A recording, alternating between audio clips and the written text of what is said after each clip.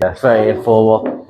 Talk about yoga. Obviously, Antonia, you have a lot of experience as well in this yoga world. Sam's a bit less in it when it comes to yoga. I guess maybe it's good to talk a little bit about some basic definitions, maybe. I'm not much of a, well, let's say academic person anymore, I would say. Maybe I never was. But I think in this arena, it can be good to look at some simple definitions. Yeah. And like, after all, what did I call this talk? Something like yoga and the possibility of total well-being, right? So let's see if we can tie it all together. So, as you all know, isn't it? Yoga. We can roughly translate it. I spell that right? Yeah. Union, innit? Union.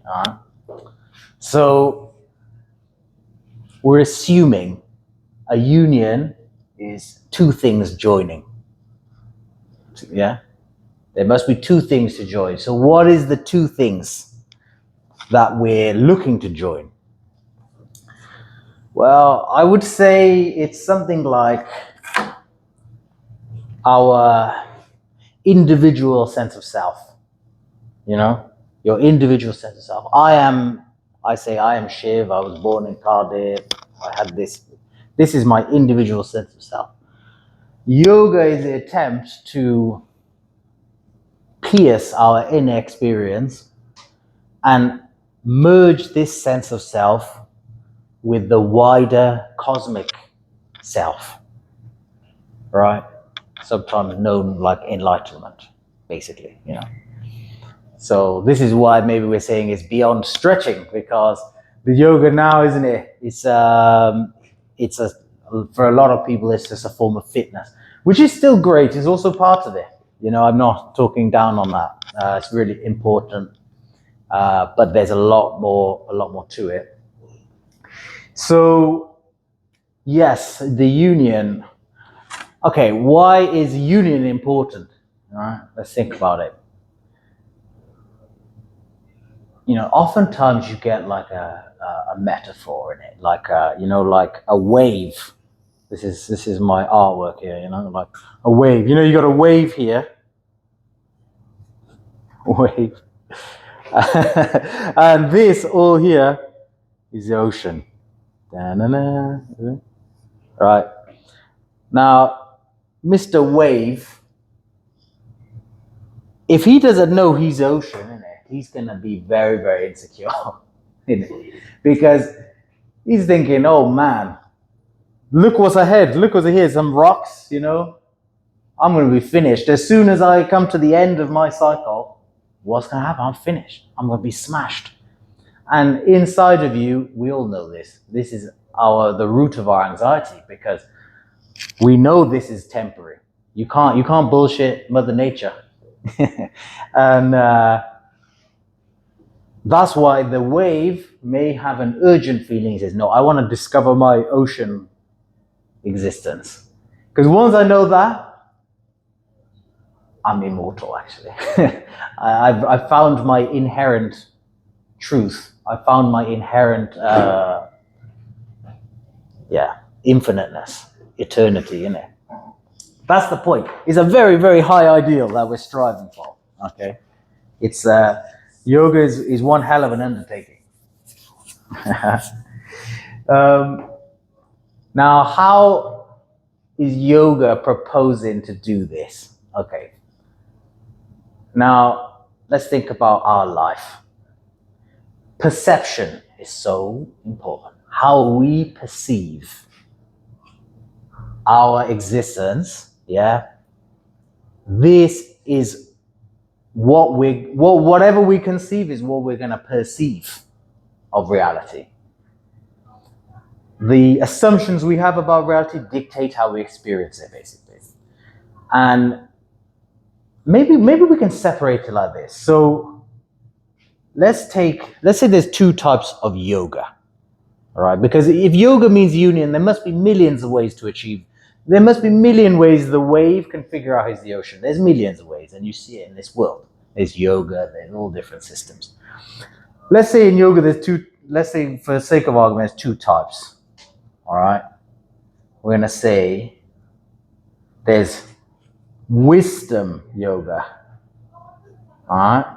And out of interest, my own guru is, I would consider wisdom guru. In Sanskrit, the word spelt really weird.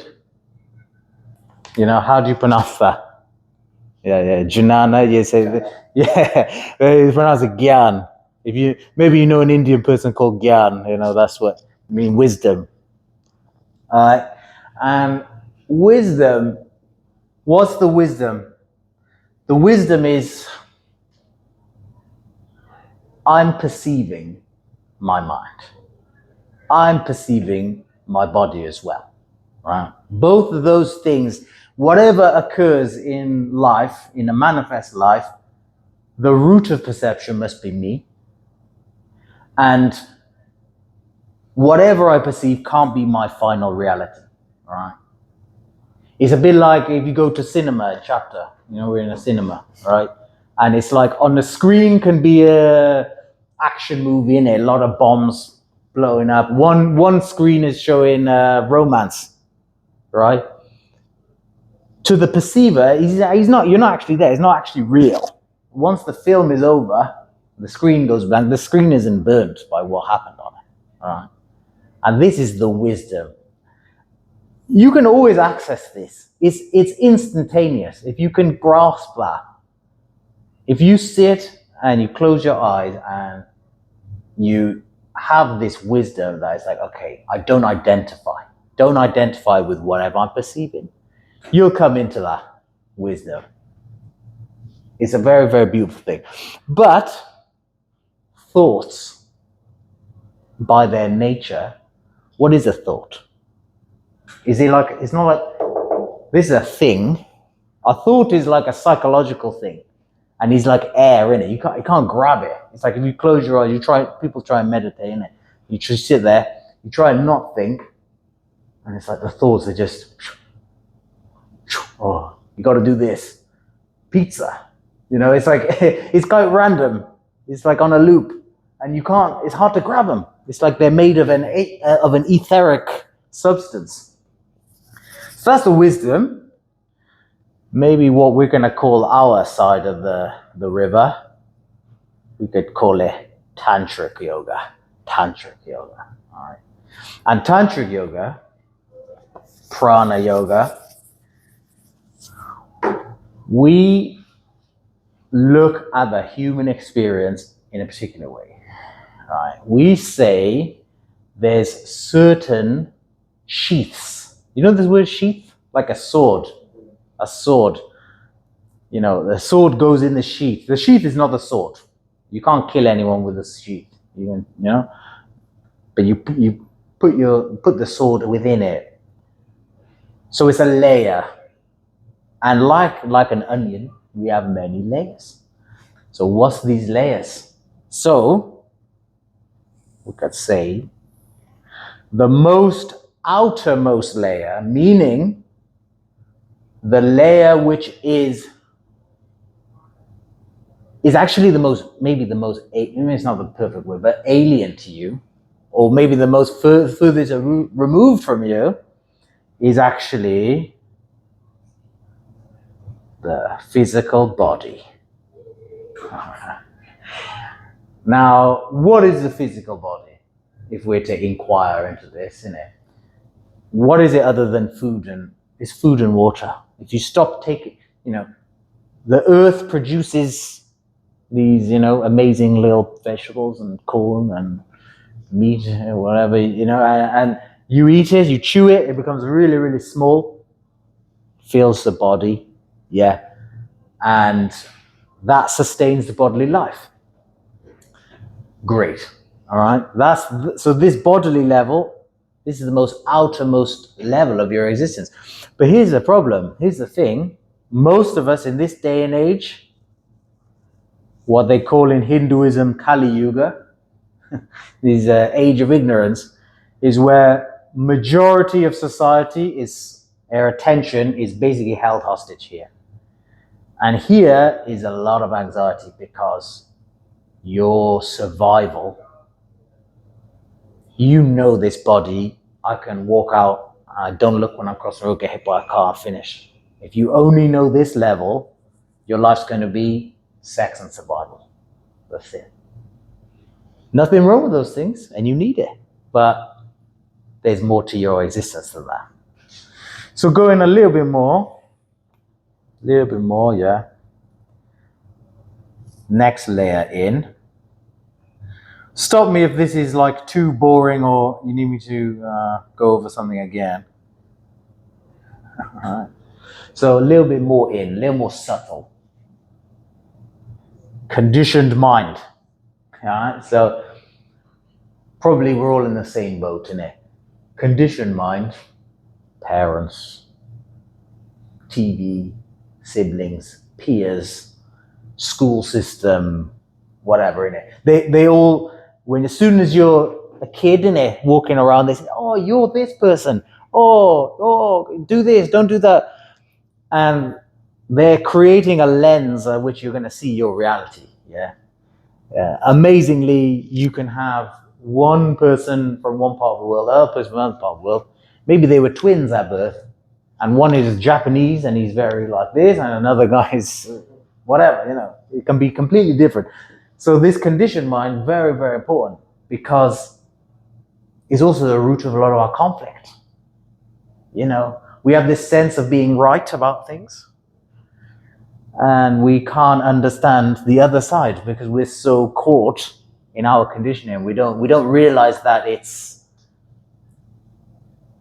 we don't realize it's relative. Yeah, and a lot of it, we didn't choose it. We didn't choose our conditioning. We were handed this conditioning, isn't it? Going in, and now it's starting to get really exciting.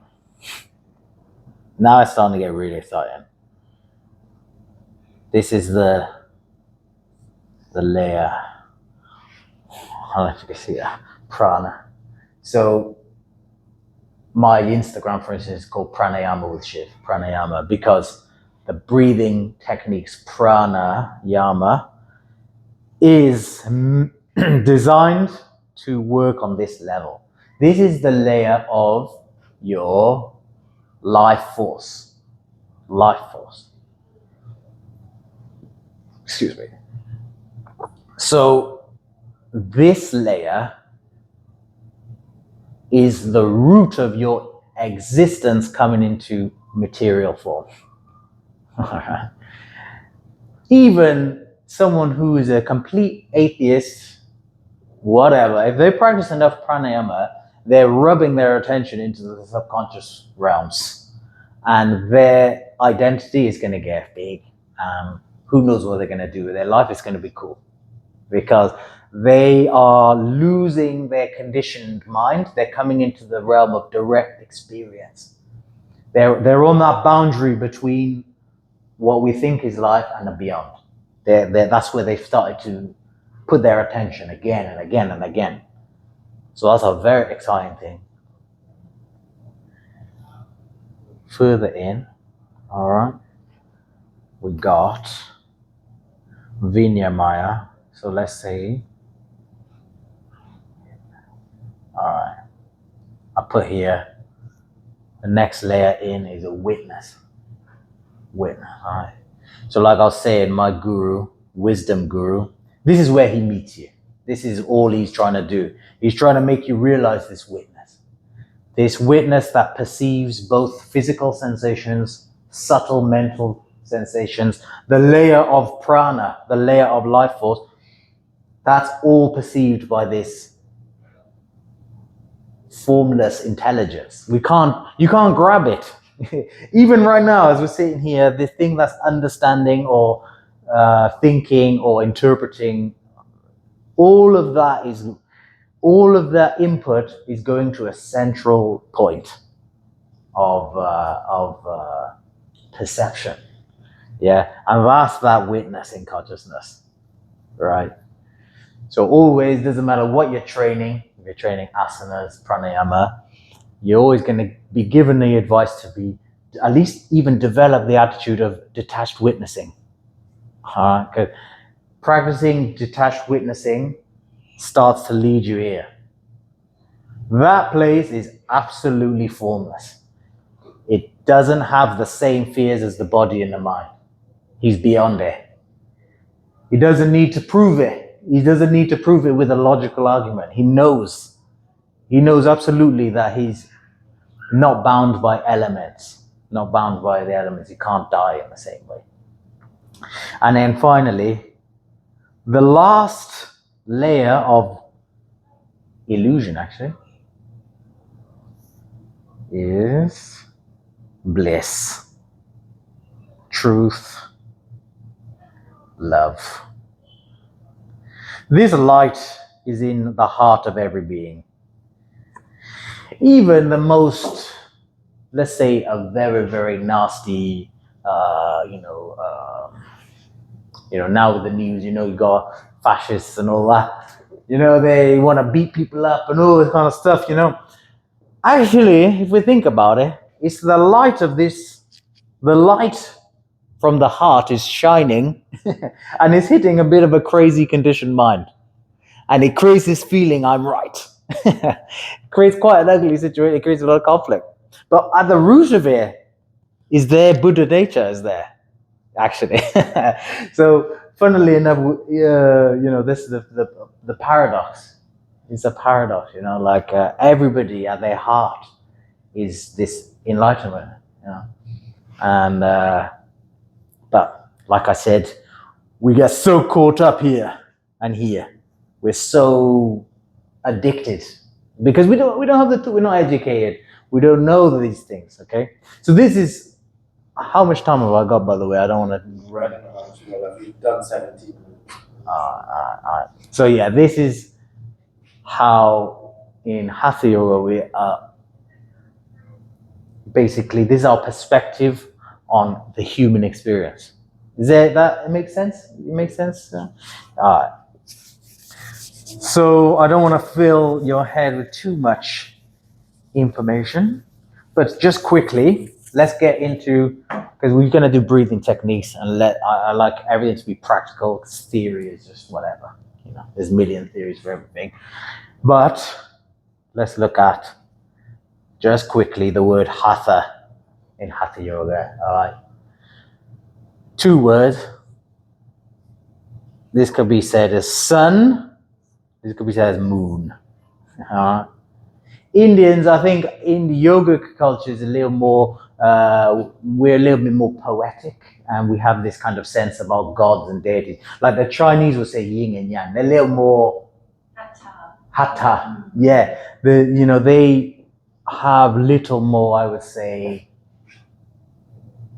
they just have a different way. And it's also great. So this is our yin and yang, sun and moon, okay? Because truthfully, every being is a mix of these two. When we're out of balance within ourselves, that's when we get problems. We get problems with relationship, in our own mind, with our sense of action, with our sense of thought. All of those things come from an imbalance. And the Hatha Yoga training is to balance these two. Now, interestingly, all right, we want to live healthy life, all right? How does a yogi measure health? Any guesses? Because we have so many metrics. In a society, how would they measure health? Weight, probably. Yeah. Weight. Blood tests. Yeah, exactly. Yeah. Blood pressure is a good one. Yeah. Yeah. So that's a great example. Like, how do we do it in yoga? Very easy. Very easy. Number of breaths. We can make a graph, right, of all animals, right? And how would we do this? Life expectancy here, and then the different animals by number of breaths a minute, okay? And you'll see the less breaths that animal takes per minute, the longer his life's going to be. So we're about here. A dog is about here because he breathes twice as much as us. Right? We're about there. You got a tortoise, he hardly breathes. He lives a long time. You don't know when he's going to die. All right? So a lot of your training, you can think of it very simply. You can think of it, okay, how is this going to lower my rate of breathing? So breath retention is a huge part of the training to condition yourself. But back to what we're saying about sun and moon. All right. Shameless plug. So I have a YouTube channel, right? And I actually interviewed, my first interview I did was with 2 neuroscientists and they breathwork facilitators in Germany. Very intelligent, beautiful people. And they told me that they finally started to prove this in the science. That, okay, so the original text in yoga, right, is where you had the god Shiva talking to his wife, Parvati. This is the basis of yoga. Some people say it's mythology. It doesn't matter. I mean, it's incredible when you read this. Their understanding of the human body and the spirit is just unmatched. We so few maybe in the whole world now are on this level. And Shiva's just obsessed about the nostrils. Oh, you thinking, what's a nostril? Who cares? Who cares, right? So if you've got a nose, oh, does that look like a nose? Does that look a bit of a rubbish nose, isn't it? Put a smiley face. He's a happy meditating nose. Yeah. All right. So we got left nostril, in it. There? Yeah. And right nostril. Yeah. If you notice, yeah, throughout the day, one nostril is becoming more dominant. One is closing slightly, one is opening, and then they switch. Yeah? Ida, Pingala. Alright. Which is the moon and the sun. This is determining your life. Because the yoga says, hey, when the left nostril is flowing, so my left nostril is more flowing right now. That's actually activating more the right side of the brain, which is more the moon, feminine thinking side. When the right nostril is flowing, it's more action, masculine, forward going. You know, so someone who's more leaning towards this side, whose left nostril is flowing more, maybe some of the issues, overthinking, lack of positive action, this type of thing. If someone's more on this side, maybe they can't introspect at all. They just go. They don't care about other people, right? So it's like these two has to be balanced. And then sometimes you may notice both of them open equally. And then this is Shushumna. This is when you're practicing yoga, both your nostrils open. This is very good.